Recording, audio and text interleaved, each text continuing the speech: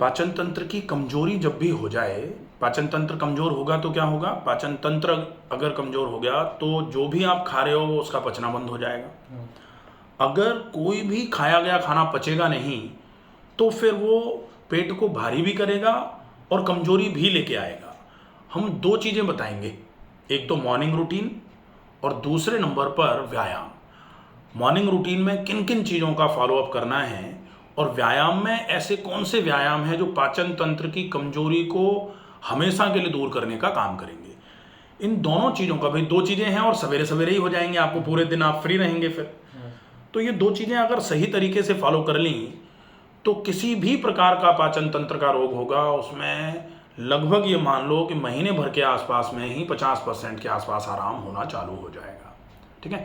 पहला है morning routine, मतलब सुबह का रूटीन आपका कैसा होना चाहिए।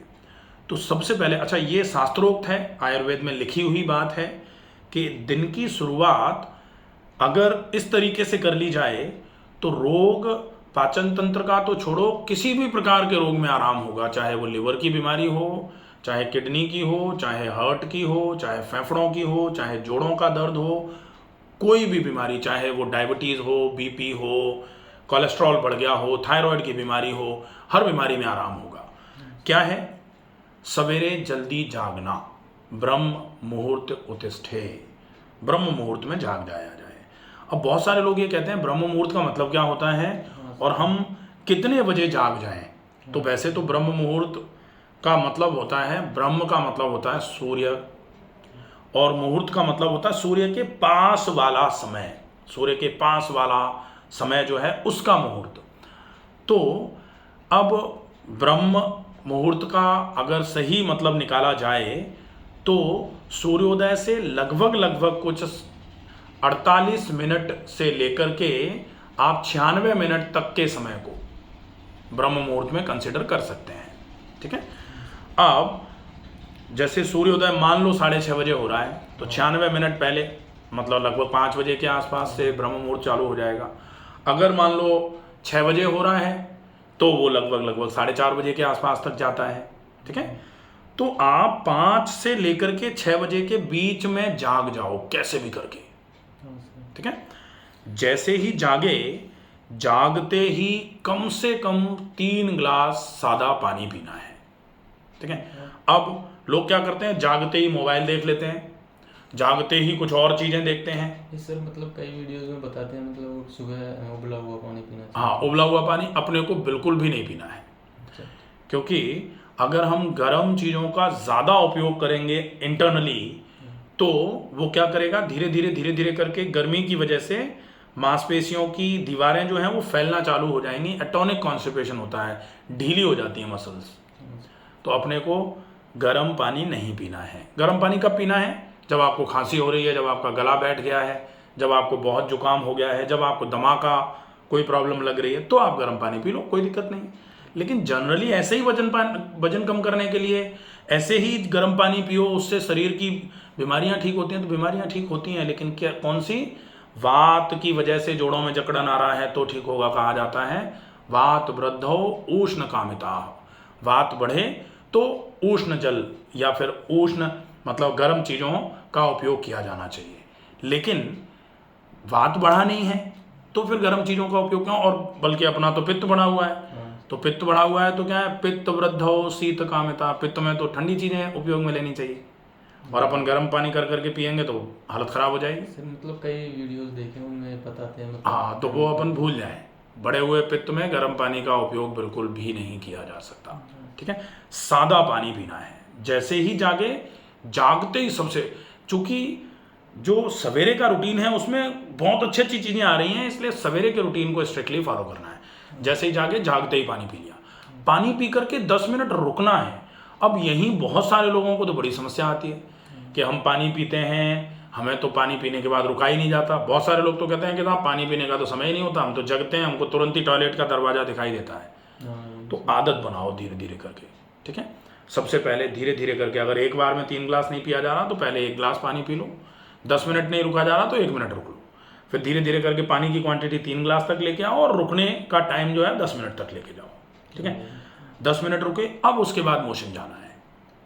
लैट्रिन गए, लैट्रिन जाओगे तो पानी पी करके 10 मिनट रुकोगे ना तो पेट बहुत जल्दी में एकदम से साफ हो जाएगा, बढ़िया, जोर लगाने की ज़रूरत नहीं पड़ेगी।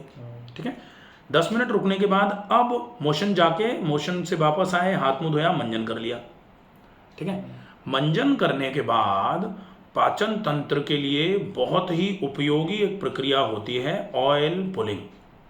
मतलब 1 चम्मच सरसों का तेल मुंह में भरो और मुंह में तेल को भर के जोर से मुंह में चला दो। तेल मतलब सादा, मतलब सरसों का? हुआ? नहीं, सादा तेल। ठीक है, 10 मिनट चलाओ, 10 मिनट चलाने के बाद तेल को थूक दो, फिर सादे पानी से कुल्ले गरारे कर लो। ठीक है, इसके बाद फिर नस्य इसलिए करनी है क्योंकि नाक बंद अगर पॉल्यूशन की वजह से या साइनस की वजह से या ड्राइनेस की वजह से अगर रहेगी तो नाक बंद रहेगी, शरीर में ऑक्सीजन नहीं पहुंच पाएगा। ऑक्सीजन की कमी की वजह से धीरे धीरे करके पूरा शरीर शिथिल होना चालू हो जाएगा, ढीला ढाला रहना चालू हो जाएगा, आलस भर जाएगा शरीर में। तो इसलिए कोशिश करना है नस्य ज़रूर किया जाए।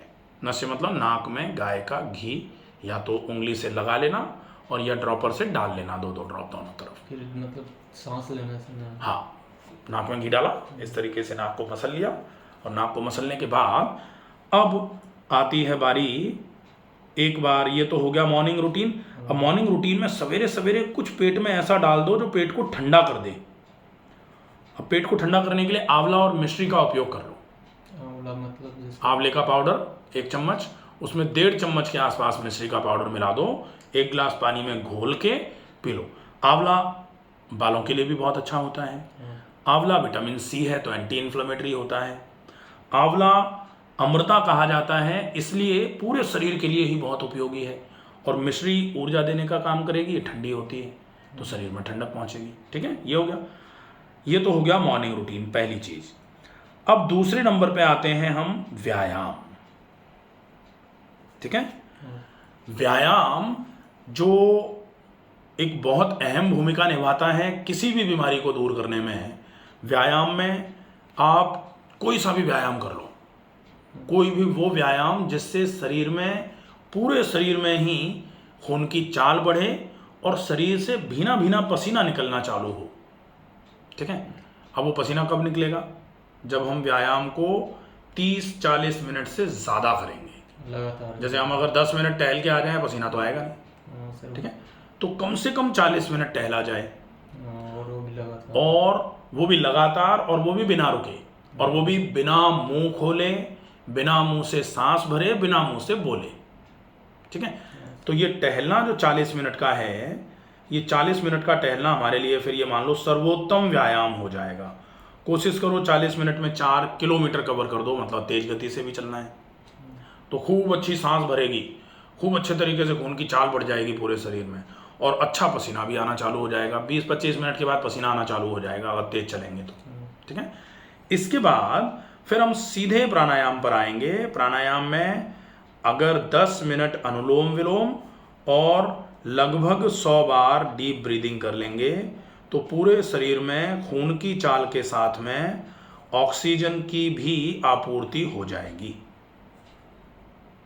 ठीक है, ऑक्सीजन जो लगातार कम होता जा रहा है शरीर में, नाक में चूंकि हमने घी डाल दिया था तो नाक तो खुली हुई है, अब हम सांस की क्रियाएं करेंगे तो खूब अच्छी मात्रा में सांस अंदर जाएगी शुद्ध वाली, और अशुद्ध वाली सांस बाहर आएगी, हवा, तो कार्बन डाइऑक्साइड बाहर आ जाएगा, ऑक्सीजन शरीर में अंदर पहुंच जाएगा। ठीक है, ये व्यायाम हो गया। अगर इतना कर लिया तो ये मान लो ये 2 चीज़ें ही पाचन तंत्र की इस समस्या को बहुत अच्छे तरीके से परमानेंटली, और अच्छा इसमें कुछ दवाई नहीं है, इसमें कुछ ऐसा नहीं है कि हम कर नहीं सकते, हम तो सारी चीज़ें कर सकते हैं इसमें। तो इसमें कुछ ऐसा नहीं है कि हमें दोपहर में लौट के घर आना पड़ेगा तब कर पाएंगे, ये तो आप सवेरे सवेरे जगते ही कर रहे हो, तो थोड़ा अगर लेट जागते हो तो आधा घंटा पौन घंटा पहले जाग लो और सारे नियमों को निपटा दो सवेरे सवेरे। ठीक है, तो ये तो ईजिली हो जाएगा सारा। तो इसका फॉलोअप अच्छे तरीके से कर लिया जाए, पाचन तंत्र में बहुत अच्छा आराम होना चालू हो जाएगा। और सर जैसे मतलब